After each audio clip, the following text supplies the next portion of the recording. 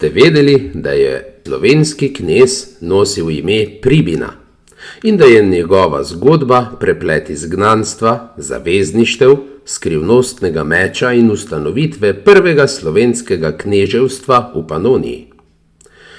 Danes vas popeljemo v 9. stoletje, ko so Sloveni in Franki oblikovali usodo Srednje Evrope. Odkrite, kako je knez Pribina izgubil svojo nitriško trdnjavo, kako je postal zaveznik Frankov in ustanovil kneževino ob Blatnem jezeru, ter kakšno skrivnost še danes skriva legendarni Pribinov meč. Ostanite z nami, ker zgodba skriva več presenečenj, kot si mislite.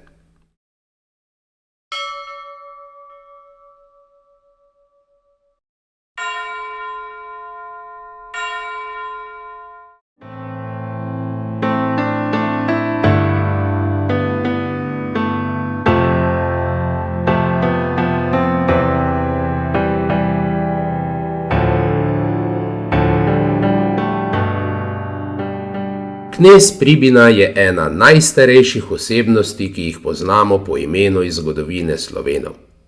Čeprav so v njem ohranjeni le redki podatki, je njegovo življenje prava odisejada.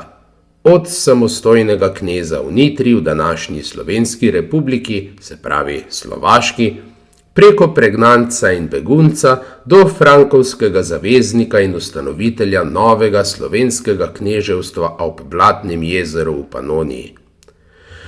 Prvič se je ime Pribina pojavilo v viru Conversio Bagaorium et Carantanorum, po slovensko spreobrnitev Bavarcev in Gorotancev, napisanem okoli leta 870.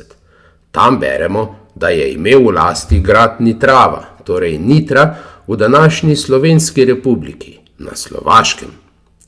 Bil je slovenski rodnoverski knez, a vendar je okoli leta 828 dopustil, da je solnograški nadškof Adaleram posvetil cerkev svetega Emerama v Nitri. To je bila najstarejša znana posvetitev cerkve na ozemlju današnje Slovenske republike in dokaz, da so se tudi čez Donavski Sloveni že zgodaj srečevali s krščanstvom.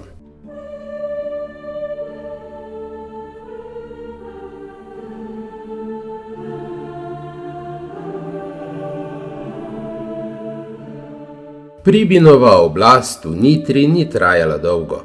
Mojmir, knez slovenskih Moravcev, je okoli leta 833 razširil svojo moč tudi na območje Nitre in Pribino od tam pregnal.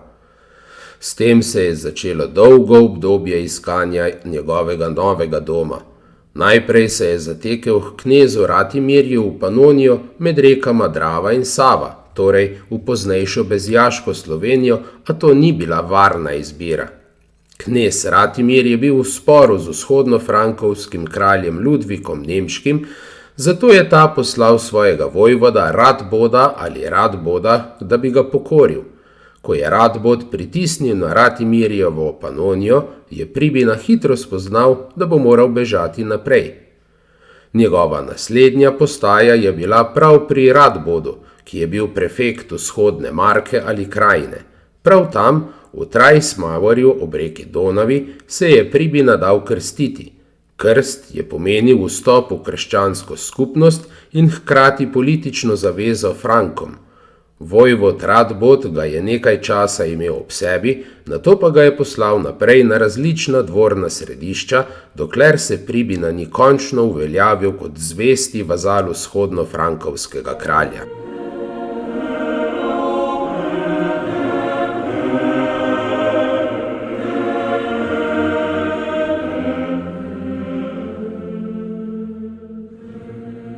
Prelomnica v Pribinovem življenju je prišla okoli leta 840, ko mu je Ludvik Nemški zaupal ozemlje ob Blatnem jezeru, v poznejši Blatenski Sloveniji.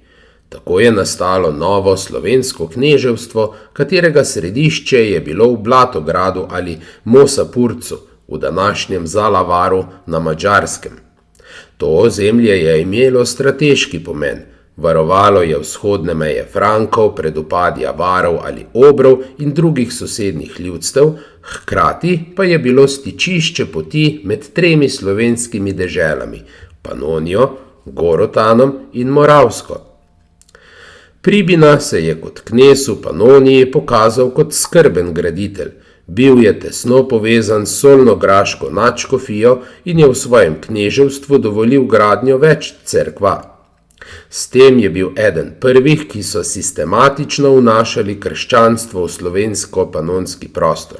Poročil se je z ženo iz vplivne frankovske družine, kar je še okrepilo njegove vezi z Zahodom.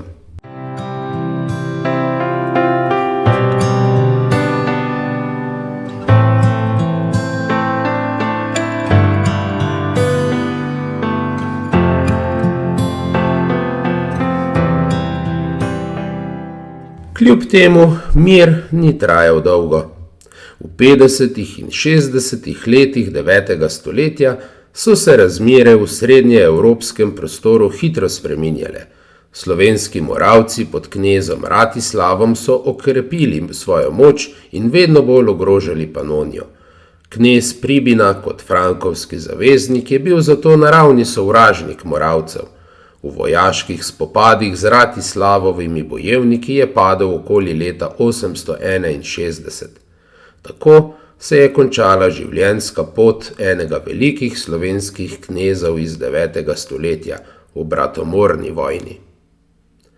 Po njegovi smrti je slovensko kneževstvo ob Blatnem jezeru prevzel njegov sin Kocelj, ki je ostal v zgodovinskem spominu kot velik podpornik misije Cirila in Metoda ter zagovornik slovenske besede v bogoslužju.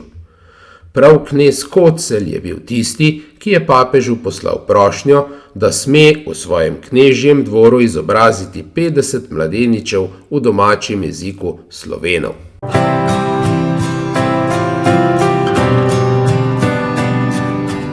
Pribina pa ostaja pomemben kot prvi poimensko znani slovenski vitez v Nitri in kot ustanovitelj slovenskega panonskega kneževstva ob Blatnem jezeru. Njegovo življenje jasno kaže, kako zapleteni so bili v 9. stoletju odnosi med Sloveni in Franki, pa tudi med samimi Sloveni, na eni strani Panonci in na drugi strani Moravci. Stalnica so bili nenehno menjavanje zavezništev, begunstvo, krst kot politično dejanje ter nenehna nevarnost vojn, osvajanj in izgub ozemlja.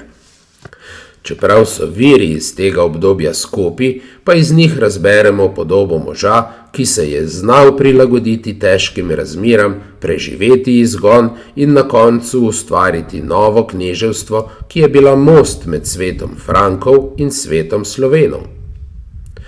V zvezi s knezom Pribino je v Slovenski republiki pred stavbo Ponitranskega muzeja v mestu Nitra upodobljen impozanten spomenik imenovan Pribinov meč.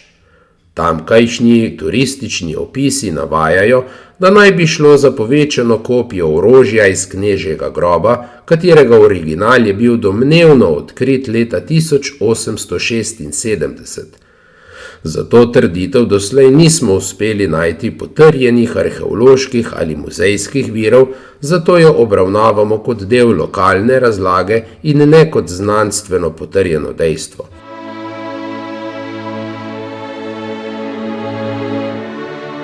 Med Slovaki, pa je tudi razširjena urbana legenda o Pribinovem meču, ki se glasi: ko je bil Pribina pregnan iz Nitre, je s seboj vzel le malo stvari, družino, nekaj zvestih bojevnikov in sveti meč, ki so ga, kot so govorili kovači, skovali iz železa, ki je bilo najdeno v gori nad Zoborom. Ta meč naj bi imel srebrn ročaj, v katerega je bil urezan simbol sonca in je bil znamenje knežje časti. Po pripovedovanju starih modrecev je Pribina meč uporabil le 3-krat.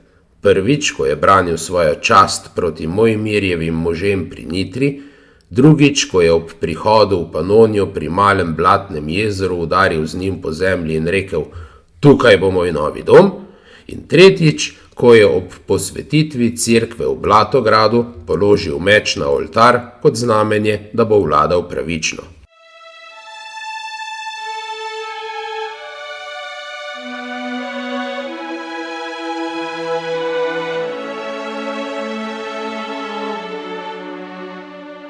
Po njegovi smrti naj bi meč izginil. Pravijo, da ga je prevzel njegov sin Kocelj in ga odnesel v Rim, kjer je ostal kot dar papežu. Drugi verjamejo, da so ga skrbno skrili v močvirju ob Blatnem jezeru, da bi ga nekega dne našel pravi naslednik. Med ljudmi na Madžarskem in Slovenskem pa še danes kroži zgodba, da se je meč pojavil v času turških vojn in da ga je eden izmed ogrskih plemičev predstavil kot meč nekdanjega slavnega slovenskega kneza. Nihče ne ve, kje je danes, a legenda pravi, da kdor bo znova dvignil Pribinov meč, bo dobil moč, da združi razdeljeni ljudstvi ob Donavi. Slovene Slovence in Slovene Slovake.